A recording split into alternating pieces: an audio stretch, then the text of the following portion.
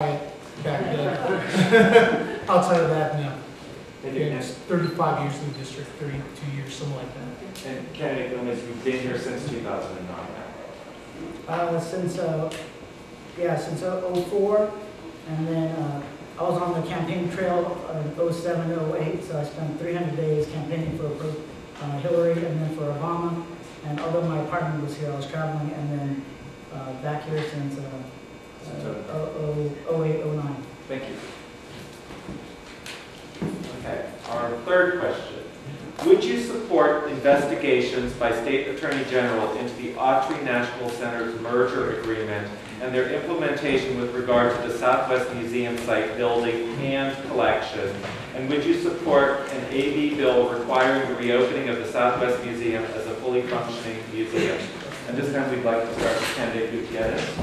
Well, I love that museum. I've been going there. My father's been taking me there when I was a kid. Gosh, since I was 6, 7 years old. So to me, it's nostalgic. It's part of the area.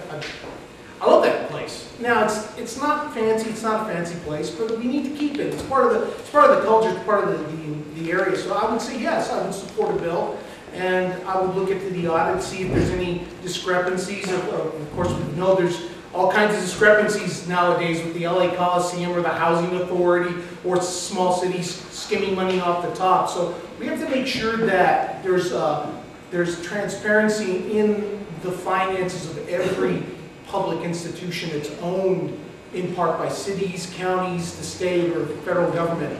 So I personally would want to preserve that as a historical landmark, to keep it there. I mean, I know it's been there way before I was alive, so I mean, more than 40 years, so I would want to see that preserved for future generations, future kids like myself going on field trips from, El Sereno Elementary. We went there on a field trip, and then my dad took me there. So I would say, yeah, let's preserve it, let's protect it, and keep it as a tourist attraction as well as a state park. Maybe turn it into a state park.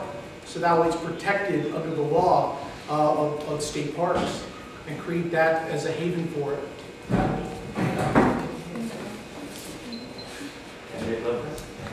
Well, I understand how complicated and long this museum, what it's undergone, and I don't know if the Attorney General would take on the investigations.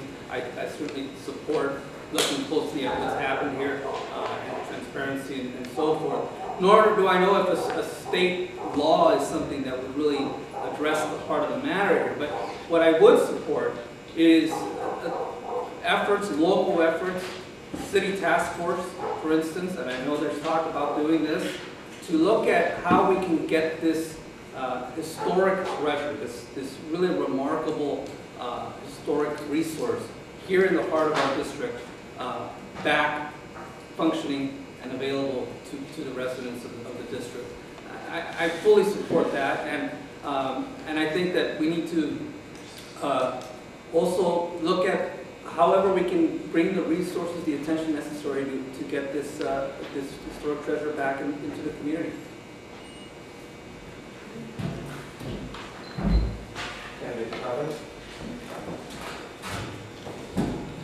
Yes, I would.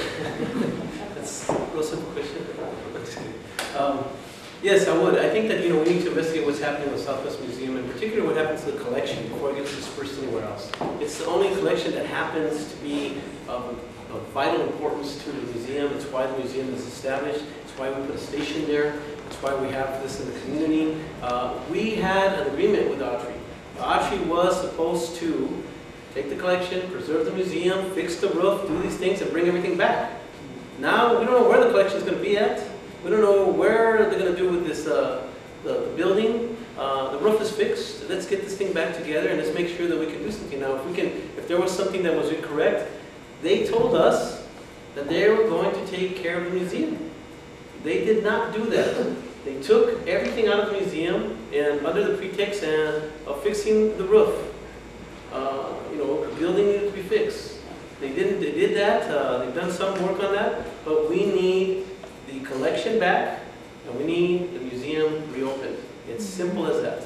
It is a treasure. We don't have to go over that over and over. We we just need the museum there. Now, if it takes a Attorney General to investigate it, or if it takes a bill, I'd be more than willing to investigate that. I think that it's something that has to be done in order to make this community whole again, and to figure out why the Autry has taken away one of the most important places here in this community.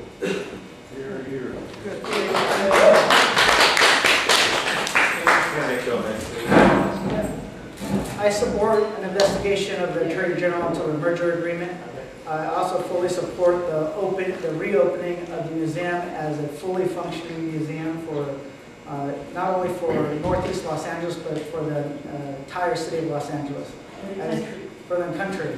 As the first museum in the city of Los Angeles, it holds a special place, and we need to protect it.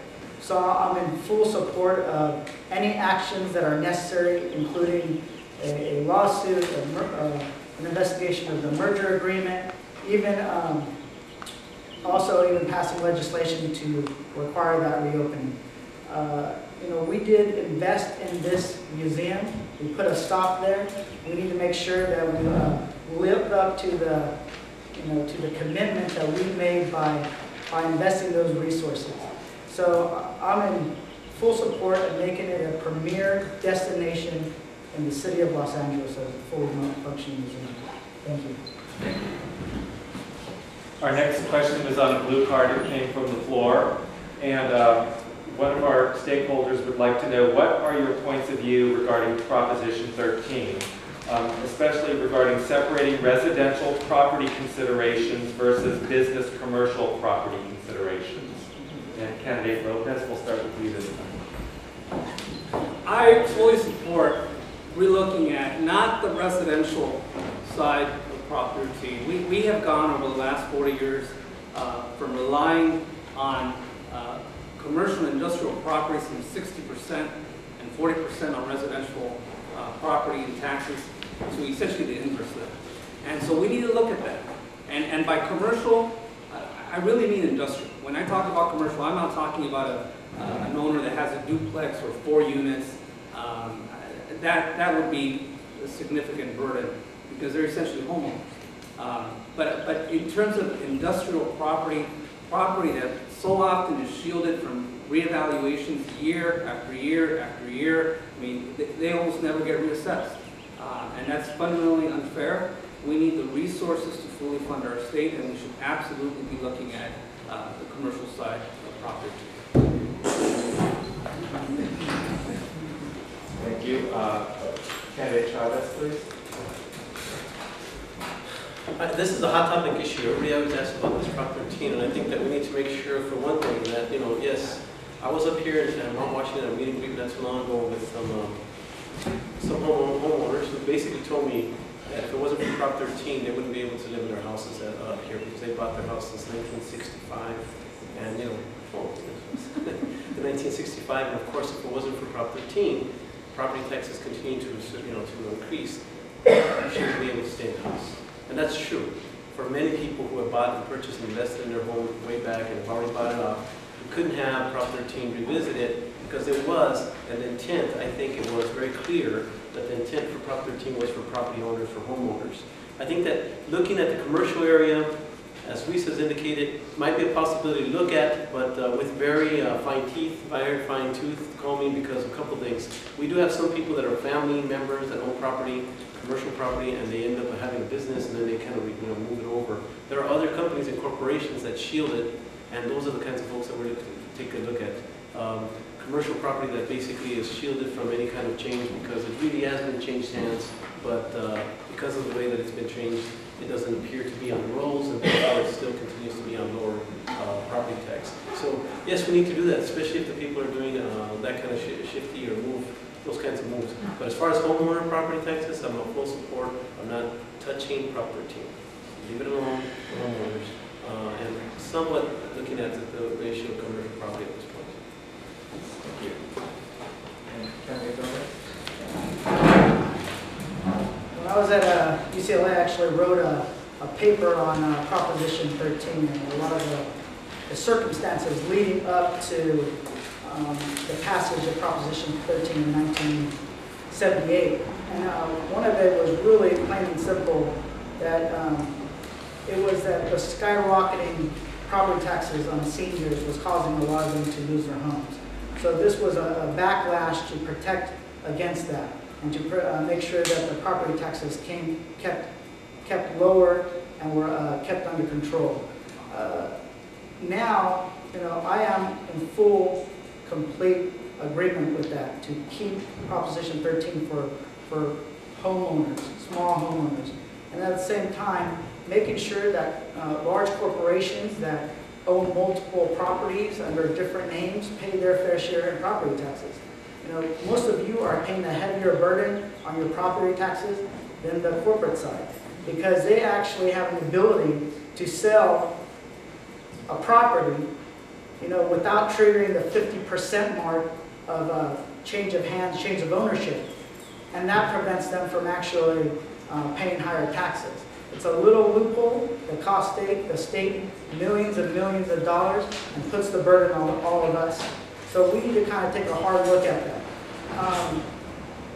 It's not an easy issue because there's also apartment owners, some small apartment owners, duplexes, small apartment owners are considered on the commercial side. So we need to protect them because those are often the folks that reinvest the revenue they make from the property and the capital into other small businesses. So they're actually income generators or job generators within our community. So we have to protect them. And that's why the California Realtors Association actually endorsed me in this race. Thank you. Well, for those of you who read my blog or read my webpage, you know that I'm a staunch supporter of Prop 13. I really don't look at Prop 13 outside of the residential. Now, if we're talking about the corporate, again, the reason why the corporate entities have this protection is because corporations are considered in legal aspects to be a person. So if you're a corporation, you're the same in the legal aspect as a person, a living, breathing person versus a corporation. Now, I disagree with that concept. I think that concept needs to be revoked. So, but that's a congressional issue, not a state issue, unless we lobby together to lobby the federal government. Now, as a staunch supporter of Prop 13 for homeowners and for benefit assessment district taxes and all that, I support protecting homeowners. I support protecting people's privacy and their rights to homes and just basically, I support Prop 13 for residential purposes. Now, in the commercial side, it's tricky. Again, we have small business owners and we have large business owners and corporations. Corporations don't change hands because of that legal concept of a corporation being considered a person, not a living, breathing person, but on the legal aspect. So I would want to revoke that and repeal that aspect in the law, and maybe we could actually do something with Prop 13 that's meets somewhere in the middle between the conservative and the liberal sense, and meet in the middle somewhere with Proposition 13. So that will protect homeowners and protect small business owners, as well as going after, again, people who try to hide their assets in legal conundrums like that.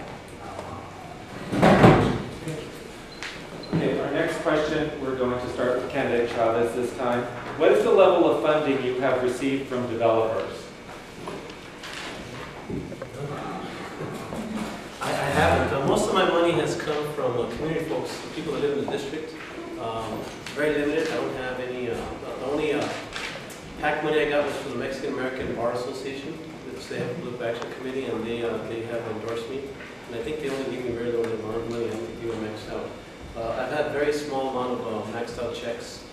Most of my money, again, has come from students, people in the district, people who have contributed because I've worked here for so many years that they've known. I've actually been touched by that because it's been people that, it's very difficult, to raise money to begin with, and it's difficult to ask people for money, even though they're friends and family. It's hard to ask people for money because they're looking at you like, what? You need money? But it's even more difficult when you have, I have a program called the Young Senators that I ran when I was in the Senate with Gilcedillo. And some of these young students, now college students, have actually contributed to my campaign. $50, $100, money that they don't have. I was lucky enough to be endorsed by the janitors, SCIU, USWW, and they had their own fundraiser, and through their fundraiser they gave me $500. They don't even have that kind of money to give. So you guys got to really vote for me because I owe these guys. I really gotta, I really owe it to them to make sure I do the best I can when I come out here, because those are the kinds of people that are really looking forward to my working in the assembly, and that's where my money comes from. Thank you.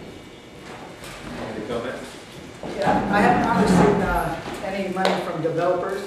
I don't think they would give me money anyways, and because I've actually worked on a lot of land use issues when I worked for Mike Fuhrer when he was a city council member on the west side of LA. So dealing with issues in the Hollywood Hills, everything from conditional use permits, land use, changes in land use, you name it, I covered it. And one of the things that I did was really protect the integrity of the hillsides. I was his appointee to the Mulholland Scenic Corridor Review Board. And my job was literally to make the voice of the people louder in the planning process and to stop any kind of spec development that would try to just replicate homes throughout the hillsides. So I would do the same thing here in northeast Los Angeles to protect the open space that we have, to make sure that the hillsides are not overdeveloped, and I would not take money from the developers. Thank you. I'm proud to say I haven't taken money from anybody. I'm not for sale. No one can buy me. And it's not because I have a lot of money. In fact, the insurance business nowadays is not doing so well.